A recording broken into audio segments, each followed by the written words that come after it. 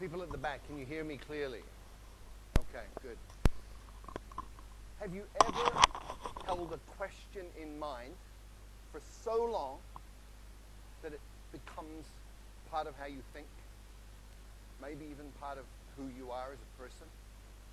Well, I've had a question in my mind for many, many years, and that is, how can you speed up learning? Now, this is an interesting question because if you speed up learning, you can spend less time at school. And if you learn really fast, you probably wouldn't have to go to school at all. Now, when I was young, school was sort of okay, but I found quite often that school got in the way of learning. So I had this question in mind: how do you learn faster? And this began when I was very, very young. When I was 11 years old, I wrote a letter to researchers in the Soviet Union asking about Hypnopedia. This is sleep learning, where you get a tape recorder, you put it beside your bed, and it turns on in the middle of the night when you're sleeping, and you're supposed to be learning from this. Good idea. Unfortunately, it doesn't work. But Hypnopedia did open the doors to research in other areas, and we've had incredible discoveries about learning that began with that first question. I went on from there to become passionate about psychology, and I have been involved in psychology in many different ways for the rest of my life up until this point. In 1981, I took myself to China, and I decided that I was going to be native level in Chinese inside 2 years. Now, you need to understand that in 1981, everybody thought Chinese was really, really difficult, and that a Westerner could study for 10 years or more and never really get very good at it. And I also went in with a different idea, which was taking all of the conclusions from psychological research up to that point and applying them to the learning process. What was really cool was that in 6 months I was fluent in Mandarin Chinese, and it took a little bit longer to get up to native. But I looked around and I saw all of these people from different countries struggling terribly with Chinese. I saw Chinese people struggling terribly to learn English and other languages. And so my question got refined down to, how can you help a normal adult learn a new language quickly, easily, and effectively? Now, this is a really, really important question in today's world. We have massive challenges with environment. We have massive challenges with social dislocation, with wars, all sorts of things going on. And if we can't communicate, we're really going to have difficulty solving these problems. So we need to be able to speak each other's languages. This is really, really important. The question is, how do you do that? Well, it's actually really easy. You look around for people who can already do it. You look for situations where it's already working, and then you identify the principles and apply them. It's called modeling, and I've been looking at language learning and modeling language learning for about 15 to 20 years now. And my conclusion, my observation from this is that any adult can learn a second language to fluency inside 6 months.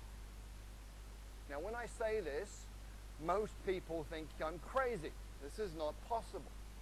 So let me remind everybody of the history of human progress. It's all about expanding our limits.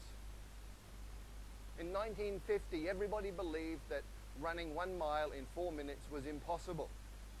And then Roger Bannister did it in 1956, and from there it's got shorter and shorter. 100 years ago, everybody believed that heavy stuff doesn't fly, except it does, and we all know this.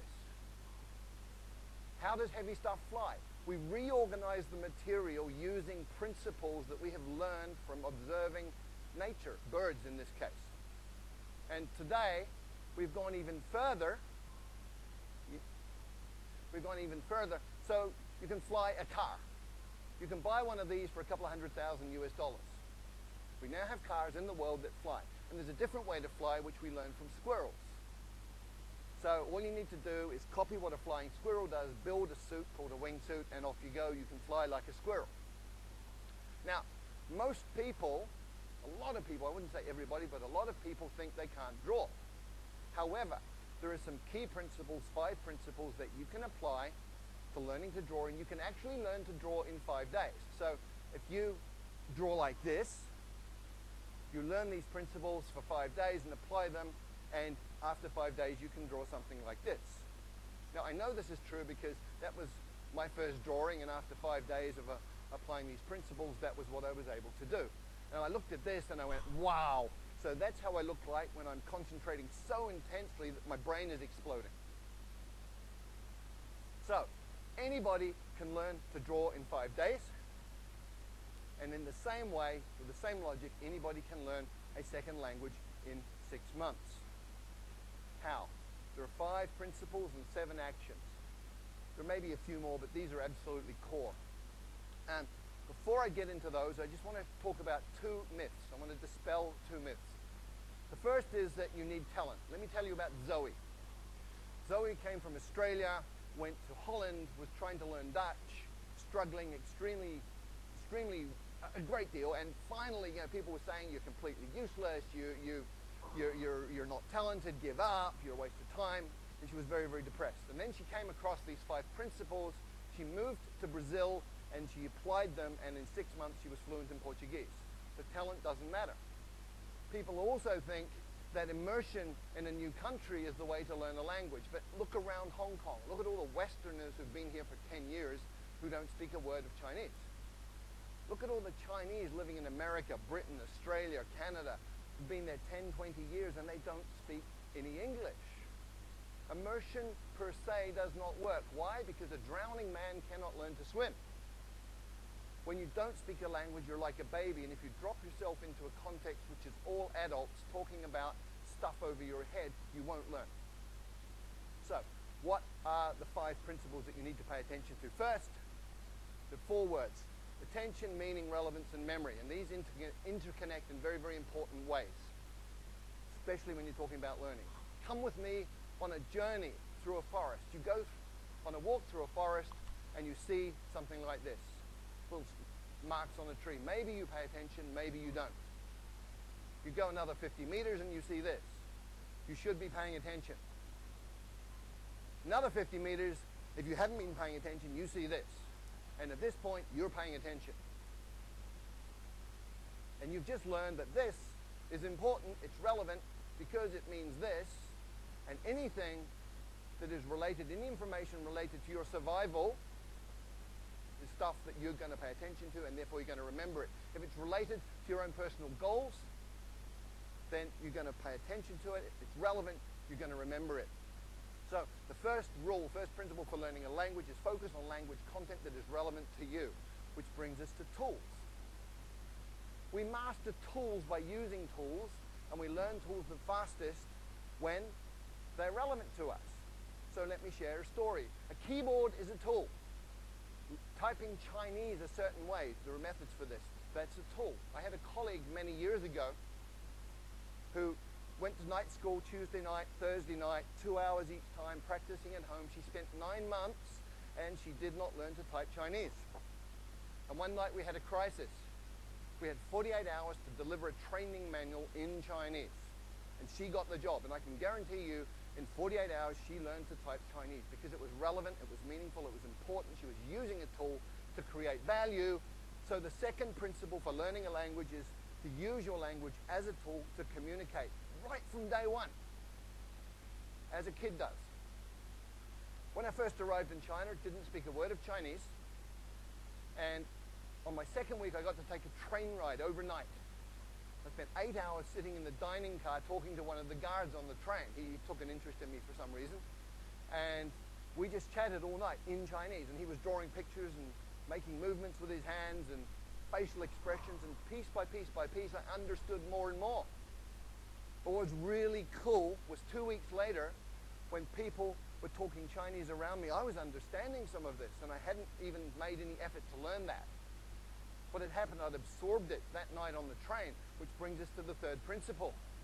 When you first understand the message, then you will acquire the language unconsciously. And this is really, really well documented now. It's something called comprehensible input. There's 20 or 30 years of research on this. Stephen Krashen, a leader in the field, has published all sorts of these different studies. And this is just from one of them. The purple bars show the scores on different tests for language. the purple people were people who had learned by grammar and formal study. The green ones are the ones who learn by comprehensible input. So comprehension works. Comprehension is key. And language learning is not about accumulating lots of knowledge. In many, many ways, it's about physiological training. A woman I know from Taiwan did great in English at school. She got A grades all the way through, went through college, A grades, went to the US, and found she couldn't understand what people were saying. And people started asking her, are you deaf? And she was English deaf.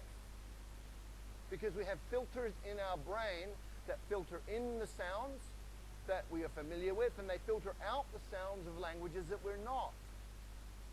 And if you can't hear it, you won't understand it. If you can't understand it, you're not going to learn it. So you actually have to be able to hear these sounds. And there are ways to do that, but it's physiological training.